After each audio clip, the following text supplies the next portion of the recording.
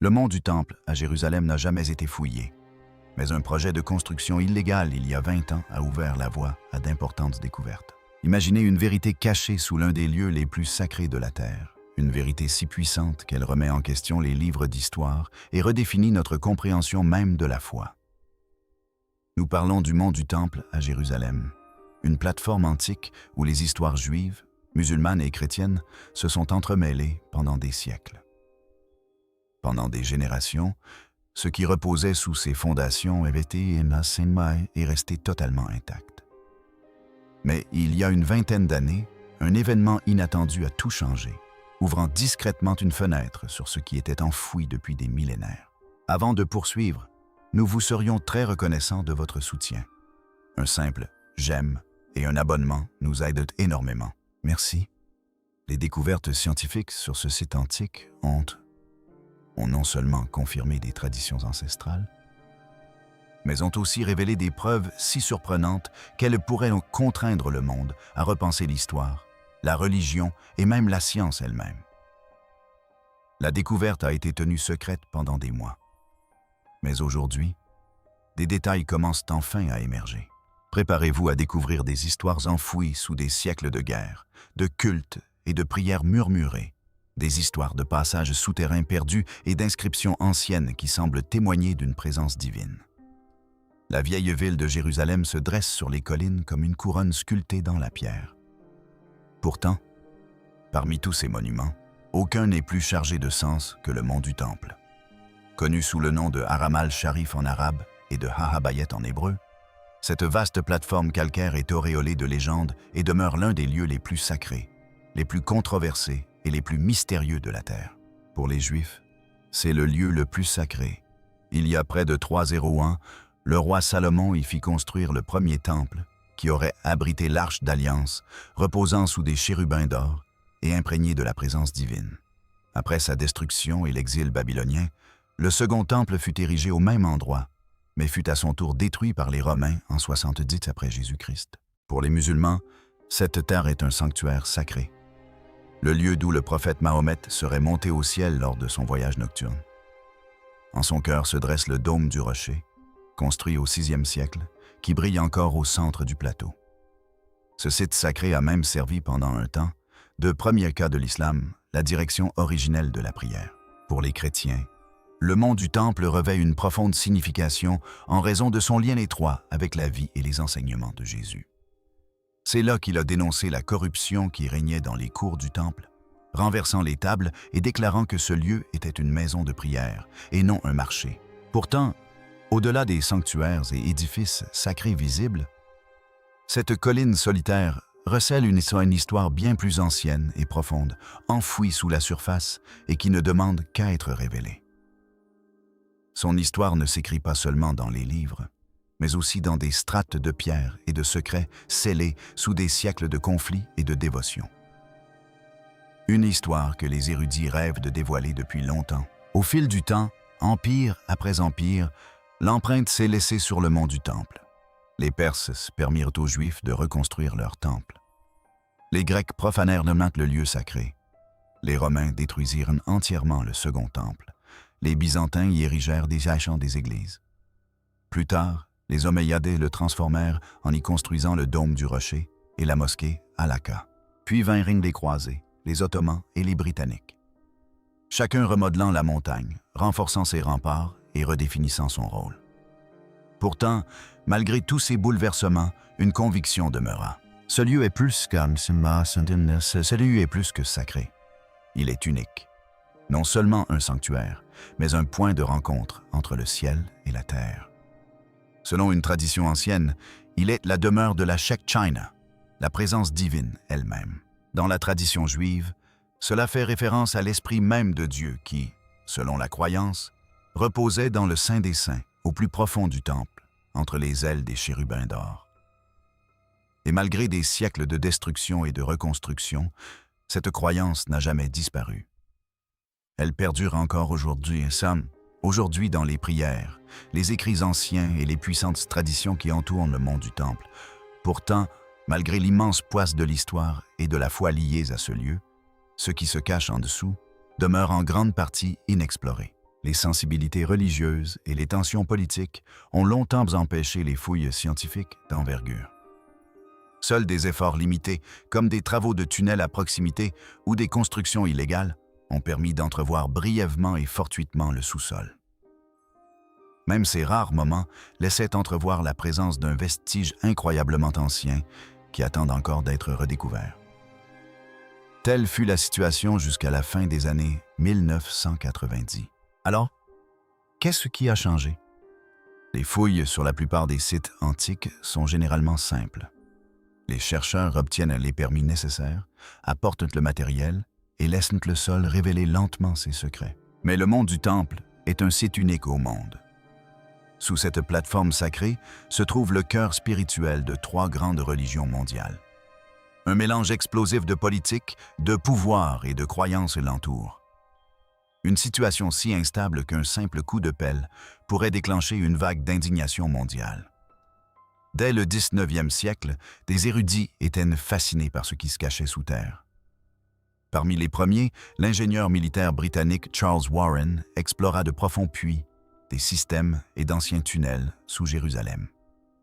Ces découvertes, chambres creusées dans la roche, systèmes d'adduction d'eau et mystérieux espaces vides ne firent qu'épaissir le mystère. Que pouvait-on encore cacher sous la surface? Mais ces découvertes avaient un prix. Peu après la révélation des découvertes de Warren, les autorités religieuses en ont interdit l'accès. Fouiller sous le mont du Temple n'était plus seulement controversé, c'était devenu impensable. Il ne s'agissait pas d'un simple site archéologique, mais d'une terre imprégnée d'une profonde signification sacrée où la science devait s'effacer devant la foi. Depuis lors, aucune fouille archéologique officielle d'envergure n'a été menée directement sous le mont du Temple. Les raisons sont à la fois spirituelles et politiques. Dans la tradition juive, le mont du Temple est le lieu le plus sacré au monde. On croit que le Saint des Saints, l'espace le plus sacré de l'Ancien Temple, se situe quelque part sous l'esplanade. La loi juive interdit formellement d'y pénétrer accidentellement. Une crainte si profonde que pendant des générations, de nombreux Juifs pratiquants ont évité même de poser le pied sur le mont. Pour les musulmans, ce lieu est tout aussi sacré. Le mont du Temple abrite le dôme du rocher et la mosquée Al-Aqsa, 3e lieu saint de l'islam. De ce fait, l'autorité religieuse sur le mont du Temple est depuis longtemps détenue par le Waqf islamique, une organisation basée en Jordanie qui protège farouchement le site. L'accord entre Israël et le Waqf est extrêmement fragile, et toute action perçue comme une menace pour le contrôle musulman pourrait déclencher des violences, des troubles généralisés et de graves répercussions diplomatiques. C'est pourquoi, même lorsque des signes de découverte majeures apparaissent, le site reste inviolé. Comme l'a dit un archéologue, fouiller ici ne concerne pas seulement l'histoire. C'est une question de guerre et de paix. Puis, à la fin des années 1990, un événement totalement inattendu se produisit.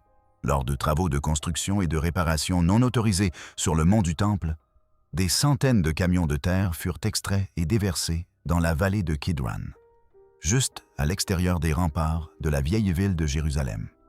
En un instant, des milliers d'années d'histoire potentielle furent dispersées sans documentation, sans surveillance ni protection. La plupart des gens auraient laissé cette terre disparaître à jamais. Mais un groupe d'archéologues israéliens y vit une occasion unique.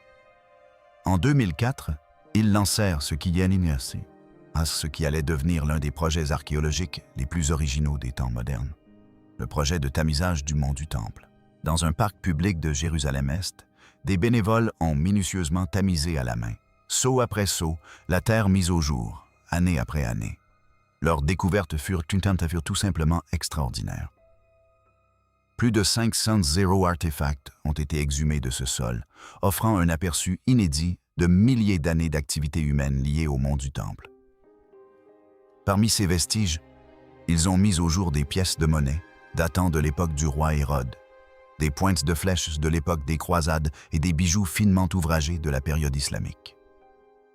Il ne s'agissait pas de simples déchets de construction, mais d'un pan d'histoire emporté et jeté sans le savoir. Parmi ces vestiges brisés se mêlaient des indices d'une histoire bien plus ancienne, d'un lieu profondément sacré. À mesure que les chercheurs examinaient les découvertes, des schémas se dessinaient. De nombreux artefacts étaient liés à la pureté rituelle, aux actes de culte et aux objets associés au sanctuaire intérieur lui-même. Mais ce qui les stupéfia véritablement, c'était la fréquence d'apparition d'objets datant de la période du premier temple. Une époque que de nombreux érudits avaient longtemps considérée comme une simple légende. Ce n'était plus une histoire oubliée, mais une preuve. La preuve qu'une vérité cachée subsistait encore profondément sous le mont du Temple. Une opération que la Terre elle-même peinait à dissimuler. Ce qui avait commencé comme une simple tentative de sauvetage de terres rejetées prit rapidement une toute autre ampleur. Une fois la poussière retombée et les fragments étudiés, le projet de tamisage du mont du Temple acquit une signification nouvelle. Les chercheurs se sont rendus compte qu'ils ne découvraient pas de simples débris. Ils suivaient une piste claire qui les menait directement au cœur d'un culte antique. Un fragment de poterie, une fois nettoyé, a révélé des motifs peints datant du 6e siècle avant Jésus-Christ, l'époque du premier temple. D'autres découvertes suivirent, des morceaux de lampes à huile, des ossements d'animaux calcinés et des fragments de vases cérémoniels. Au premier abord, il s'agissait de découvertes archéologiques typiques. Puis, un objet extraordinaire fit son apparition. Un petit morceau d'argile durcie attira l'attention d'un membre de l'équipe. Usé, plat et fissuré par le temps, il fut identifié comme un buller, une empreinte de sceau autrefois utilisée pour sceller des rouleaux officiels. À la loupe, une inscription en paléo-hébreu apparut, « Galayahu, fils d'Imma », un nom venu d'un passé lointain. Dans le livre de Jérémie, Imma était mentionné comme une famille sacerdotale ayant officié durant la période du premier temple. Ce minuscule sceau a non seulement survécu au temps, mais il a aussi confirmé qu'une personne réelle avait vécu derrière un nom que beaucoup considéraient comme symbolique ou mythique. Et ce n'était pas un cas isolé. D'autres sceaux ont été découverts, certains portant des noms et des titres correspondant étroitement à des récits bibliques. D'autres étaient ornés de symboles sacrés, de manorats, de portes de temple et de vêtements sacerdotaux. Il ne s'agissait pas de contrefaçons modernes. La datation était cohérente, l'écriture authentique et les preuves irréfutables. Avec le temps, il est devenu évident qu'il ne s'agissait pas d'objets isolés et aléatoires. C'étaient les vestiges d'un système sacerdotal autrefois organisé qui avait fonctionné ici même. L'une des découvertes les plus précieuses fut un peigne en ivoire finement sculpté. Chose remarquable, ses dents étaient encore intactes après des siècles passés sous terre. Une inscription gravée sur le côté est aujourd'hui considérée comme l'une des plus anciennes phrases complètes jamais trouvées en langue cananéenne, faisant référence à la propreté personnelle et peut-être à la pureté rituelle. C'était un objet du quotidien, et pourtant si important. Ces objets revêtaient une signification particulière dans un cadre sacré.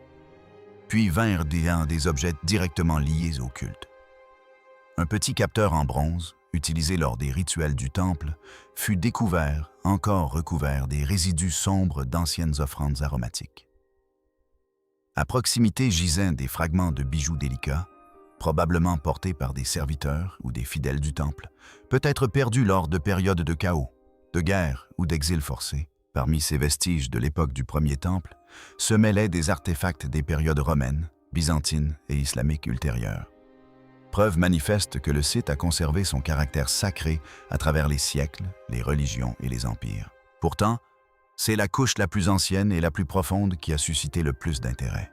Malgré les affirmations persistantes de certains érudits et personnalités politiques selon lesquelles aucune preuve tangible du temple de Salomon n'existait, un nombre croissant de preuves matérielles racontait une toute autre histoire dans l'histoire. Ces objets étaient non seulement anciens, mais aussi précis. Leur correspondance avec les descriptions des rôles sacerdotaux, des pratiques rituelles et des traditions sacrées était trop étroite pour être ignorée. Chaque artefact extrait du sol dissipait des décennies de doutes, suggérant que ce lieu, dont certains pensaient autrefois qu'il n'existait que dans les Écritures, était réel, vivant et tangible. Au fur et à mesure que les archéologues cartographiaient l'emplacement des objets découverts, une configuration frappante se dégageait. Les artefacts n'étaient pas répartis uniformément, mais concentrés dans une zone précise des décombres, suggérant la présence de vestiges plus profonds, peut-être une zone effondrée ou un espace caché scellé depuis longtemps. Cette répartition laissait entrevoir des chambres enfouies et des passages oubliés, restés intacts pendant plus de 1000 ans. Cette découverte a tout changé. Entre 2021 et 2024, une nouvelle équipe de chercheurs a entrepris de combiner les technologies modernes avec des cartes longtemps oubliées datant de la période du mandat britannique. Leurs recherches se sont concentrées sur la partie sud du mont du Temple, près du mur occidental. Depuis des générations, ingénieurs britanniques, fonctionnaires ottomans et premiers voyageurs signalaient d'étranges cavités souterraines dans cette région. Des mentions de chambres, d'escaliers et d'espaces creux. Mais pendant des décennies, ces récits furent considérés comme de simples rumeurs. Désormais, pour la première fois, la science était prête à les vérifier. Puis, en 2023, tout bascula. Les fouilles traditionnelles étant toujours interdites, les scientifiques se tournèrent vers les technologies modernes. Utilisant un radar à pénétration de sol, la même méthode employée pour localiser des chambres cachées à l'intérieur des pyramides égyptiennes, ils commencèrent à sonder le sous-sol rocheux. Presque immédiatement, des anomalies sont apparues. Des lignes droites et des angles aigus ont surgi là où la nature n'aurait dû laisser que le chaos. Les analyses ont révélé la présence de chambres souterraines scellées, enfouies sous des siècles de reconstruction et d'effondrement. L'équipe a ensuite comparé ces données avec des cartes dessinées à la main au début du 20e siècle par des officiers britanniques ayant brièvement obtenu l'accès au site durant les dernières années de l'Empire ottoman. La correspondance était stupéfiante. Les mêmes couloirs, les mêmes escaliers condamnés, les mêmes espaces vides inexpliqués figuraient sur les deux plans. Il ne s'agissait pas de coïncidence, c'étaient les mêmes structures. La poursuite des fouilles exigeait une extrême prudence. S'il était impossible de fouiller directement sous le mont du Temple, les travaux à proximité des tunnels du mur ouest, juste à l'extérieur du mont lui-même, étaient autorisés et déjà en cours. En dégageant soigneusement les débris des couches antiques et byzantines, les ouvriers ont mis au jour un escalier partiellement enfoui, taillé à même le calcaire. Ils descendaient vers une antichambre oubliée depuis longtemps. À l'intérieur, le temps semblait s'être arrêté. Les murs supérieurs arboraient des sculptures byzantines, des croix délavées, des niches sculptées et des inscriptions à peine lisibles. La pièce avait manifestement servi de lieu de culte chrétien, datant probablement du 2e ou du 5e siècle après Jésus-Christ. Mais ce qui se cachait sous ce sol était bien plus révélateur. À quelques centimètres seulement de la surface, les chercheurs ont mis au jour une seconde fondation considérablement plus ancienne. D'imposantes pierres de fondation ont émergé, taillées avec une grande dextérité et assemblées avec une précision rarement égalée après l'époque du premier temple. La qualité de la construction correspondait parfaitement aux techniques employées aux portes de Salomon à Megiddo, une signature du génie civil de l'ancien Israël. Cette découverte a tout changé. La chambre n'était pas une simple chapelle byzantine, elle avait été bâtie sur une structure bien plus ancienne, oubliée depuis longtemps. L'analyse stratigraphique l'a confirmé. Cette couche inférieure était antérieure aux rénovations du temple d'Hérode, probablement de plusieurs siècles. Son emplacement dissimulé sous la montagne correspondait étroitement aux descriptions bibliques des espaces sacrés, suggérant une finalité très précise et intentionnelle. Et puis, une constatation troublante s'est imposée. Un second escalier apparut bientôt, partiellement effondré et obstrué par des décombres, descendant encore plus profondément dans la roche avant de disparaître derrière une barrière scellée. Ce blocage n'était pas le fruit du temps ou de la nature. Il avait été délibérément construit par des mains humaines. Il y a longtemps, quelqu'un avait délibérément choisi de dissimuler ce lieu, de le sceller comme une porte qu'on ne rouvrirait jamais. La question était inévitable. Que cherchait-on à protéger ou à cacher? L'emplacement de la chambre, ses caractéristiques architecturales et sa concordance avec des textes anciens convergeaient vers une seule et même hypothèse. Il se peut que cet endroit ait autrefois fait partie du sanctuaire intérieur ou qu'il s'agisse d'un passage imminent. Mais les chercheurs n'étaient pas encore prêts à l'affirmer publiquement. Pas encore. Il leur fallait des preuves plus solides. Et ces preuves ne viendraient pas des murs de pierre, mais de ce qui se cachait en dessous, au sein d'un système hydraulique qui, en toute logique, n'aurait pas dû exister. À ce stade, l'équipe avait déjà confirmé qu'un lieu sacré et ancien se dressait jadis sur cette montagne. Mais ce qui suivit évoqua moins d'objets rituels et de pièces scellées que d'une ingénierie brillante. Cela laissait entendre que les bâtisseurs de ces lieux étaient non seulement profondément religieux, mais aussi remarquablement avancés dans leur compréhension de la construction et du design. En analysant le sol sous le bord sud du mont du Temple, des scientifiques ont mis au jour un réseau d'espaces souterrains interconnectés. Il ne s'agissait ni de tombes ni d'entrepôts. Ces espaces, aux courbes harmonieuses et aux contours précis, étaient recouverts d'un enduit imperméable inhabituel. La cartographie de ces espaces a révélé une structure claire. Un vaste système d'adduction d'eau souterrain. Des drains, des canaux et des aqueducs étaient creusés directement dans la roche. Ce système n'aurait pas dû exister là. La datation au radiocarbone des dépôts minéraux emprisonnés dans le plâtre a stupéfié l'équipe. Les structures n'étaient ni romaines ni hérodiennes. Elles remontaient à la période des premiers temples, aux alentours des 7e et 6e siècles avant Jésus-Christ. Et ce n'était même pas le plus étonnant.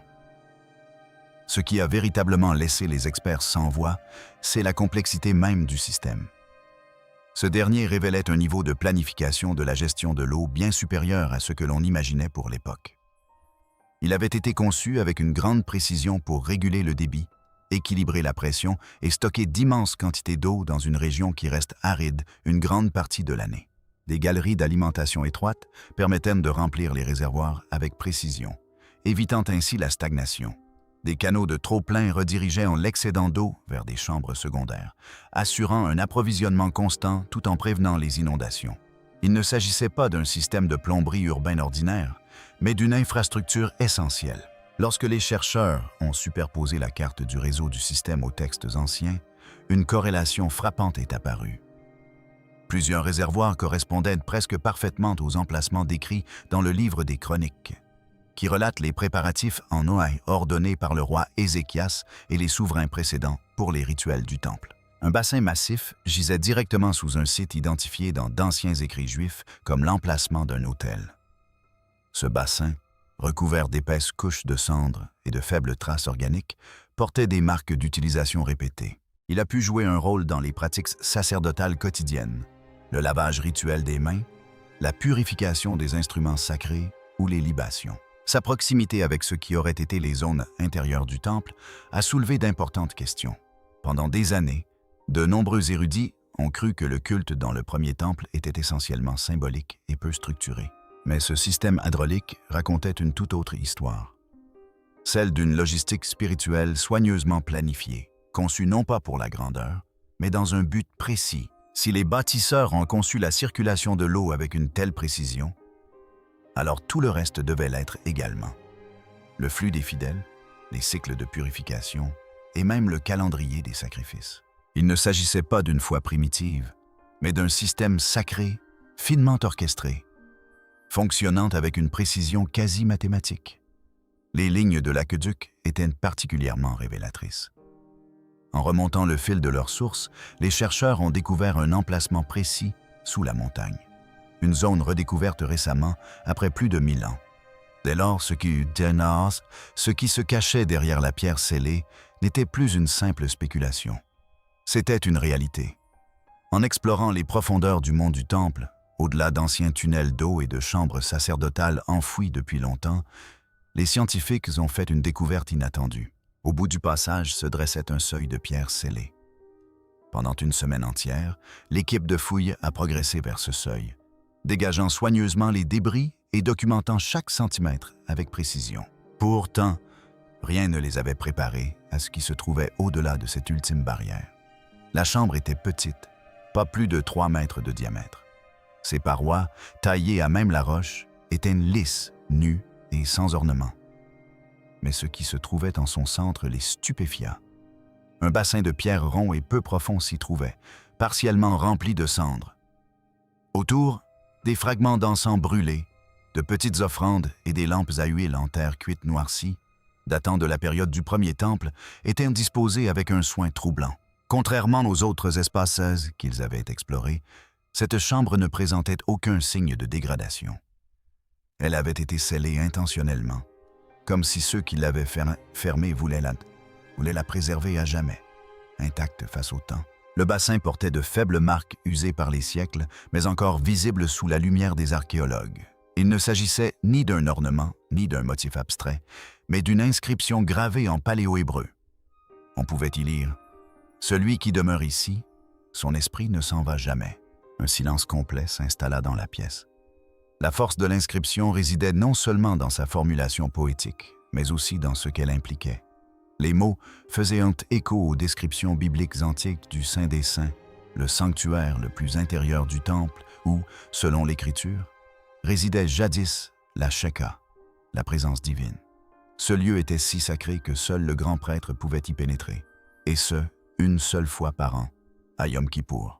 Pour les anciens Israélites, il marquait le point de rencontre ultime entre le ciel et la terre. Jusqu'à présent, aucun objet physique provenant d'un tel espace n'avait jamais été découvert. Aucune preuve tangible n'avait jamais été mise au jour. Les spécialistes de l'équipe ont rapidement confirmé la datation. Les lampes à huile correspondaient à des exemplaires datant des 6e et 7e siècles avant Jésus-Christ. La pierre du bassin était conforme au calcaire local utilisé à l'époque de Salomon. Quant à l'inscription, sa langue, sa structure et sa formulation correspondaient parfaitement aux textes religieux de la période du Premier Temple, dont certains avaient été récemment mis au jour parmi les manuscrits de la Mère Mortée. Plus que toute autre découverte antérieure, cette chambre a apporté ce que des générations d'archéologues n'avaient fait qu'imaginer. Une preuve matérielle et datable de l'espace le plus sacré situé sous le mont du Temple, en parfaite adéquation avec la tradition biblique. Pour la première fois, des mots associés au divin ont été découverts, gravés dans la pierre à l'intérieur d'une chambre scellée, cachée sous le mont lui-même. Il ne s'agissait pas d'un simple artefact religieux, c'était la foi incarnée. Un moment rare où la croyance et le monde physique se rejoignaient. La chambre, le bassin, les cendres, chaque détail convergeait vers la même conclusion. C'était le lieu où les anciens Israélites croyaient que résidait jadis la Shekhah, la présence divine. Les scientifiques étaient stupéfaits. Les chefs religieux ne réagirent pas immédiatement. Même les sceptiques les plus convaincus hésitaient, car, quelle que soit leur conviction personnelle, une réalité était désormais impossible à nier. Une présence sacrée avait été jadis reconnue, honorée et délibérément scellée sous le mont du Temple, et quelqu'un avait laissé un message pour que cela ne soit jamais oublié. Mais dès que la nouvelle de la découverte commença à se répandre, les réactions ne tardèrent pas à fuser, et toutes ne furent pas positives. L'existence de la chambre provoqua un véritable choc dans les milieux universitaires, non seulement en raison de son ancienneté ou du fait qu'elle était scellée, mais aussi parce que tout ce qu'elle contenait, l'inscription, le bassin et les vestiges d'offrandes antiques, correspondaient à des descriptions que beaucoup considéraient puissantes depuis longtemps comme symboliques, métaphoriques ou le fruit de la légende. Pour nombre d'observateurs, la frontière entre foi et réalité historique devint soudainement floue. Les découvertes ne furent jamais pleinement annoncées au public. Au contraire, les détails émergèrent lentement, chuchotés au sein des réseaux universitaires, débattus à huis clos lors de conférences et discutés en privé au sein des institutions religieuses. Les autorités, pleinement conscientes de l'extrême sensibilité politique et religieuse du mont du Temple, se sont jusqu'à présent abstenues de toute divulgation publique. Si cette découverte apporte clarté et confirmation à certains, elle soulève également de profonds défis pour d'autres. Le mont du Temple demeure un lieu sacré pour les Juifs, les musulmans et les chrétiens. Toute affirmation selon laquelle un récit religieux aurait été définitivement prouvé risque de déclencher des manifestations, des troubles, voire des violences. De ce fait, les autorités font preuve d'une extrême prudence, restant vagues dans leurs déclarations publiques et évitant toute conclusion définitive. Certains groupes chrétiens, cependant, voient dans cette découverte un signe puissant, un lien tangible entre les Écritures anciennes et le monde moderne, voire un pas vers l'accomplissement de prophéties ancestrales. Pour eux, le temple a toujours représenté un lieu de rencontre physique entre le divin et l'humanité. Et ils pensent désormais avoir trouvé des preuves qui confirment cette croyance. De nombreux chefs religieux juifs orthodoxes, quant à eux, ont réagi avec retenue et tristesse. L'éventualité que la zone associée à la Shekinah ait été pénétrée ou révélée est profondément troublante. Selon la tradition, s'approcher d'un tel lieu sans préparation spirituelle adéquate est considéré comme une grave transgression. De ce point de vue, la découverte est découverte est non seulement sacrée, mais aussi interdite. En coulisses, cependant, une course discrète s'est engagée. D'éminents archéologues et physiciens préconisent des méthodes de recherche non invasives, telles que la tomographie muonique, la même technologie de balayage de particules utilisée en 2017 pour détecter des chambres cachées à l'intérieur de la grande pyramide de Gizeh. Leur espoir est de cartographier des espaces souterrains supplémentaires sous le mont du Temple, sans perturber la surface ni déclencher de conflits. Dans le même temps, les historiens et les spécialistes de la Bible revisitent des textes autrefois rejetés ou négligés, réexaminant les descriptions anciennes de l'agencement des temples, des rituels sacerdotaux et même de concepts mystiques comme le Shekinah, non pas comme des idées abstraites, mais comme des réalités spatiales physiques. Des discussions discrètes concernant de nouvelles subventions et des partenariats internationaux de recherche sont déjà en cours. Un site longtemps considéré comme trop sensible pour être étudié pourrait aujourd'hui représenter l'une des découvertes religieuses et archéologiques les plus importantes du siècle. Pourtant, pour de nombreux chercheurs, la véritable importance de cette découverte dépasse son ancienneté ou ses implications pour une tradition particulière. Ce texte nous éclaire sur la manière dont les peuples anciens organisaient leur monde autour de la foi et comment ils intégraient le sacré à la pierre, à l'eau et à l'espace lui-même. La suite reste incertaine. L'accès reste limité et la situation politique fragile. Mais une chose est désormais indéniable. Nous avons entrevu quelque chose de réel, quelque chose d'occulté depuis des millénaires, quelque chose que des millions de personnes croyaient, jadis, situé au cœur même du monde. Nous n'en percevons peut-être pas encore tous les détails, mais pour la première fois, nous explorons le mont du Temple, non pas d'en haut, mais de l'intérieur. Merci d'avoir regardé cet épisode. Votre soutien nous est précieux. N'oubliez pas de liker, de vous abonner et d'activer les notifications pour ne manquer aucune de nos actualités et nouvelles vidéos.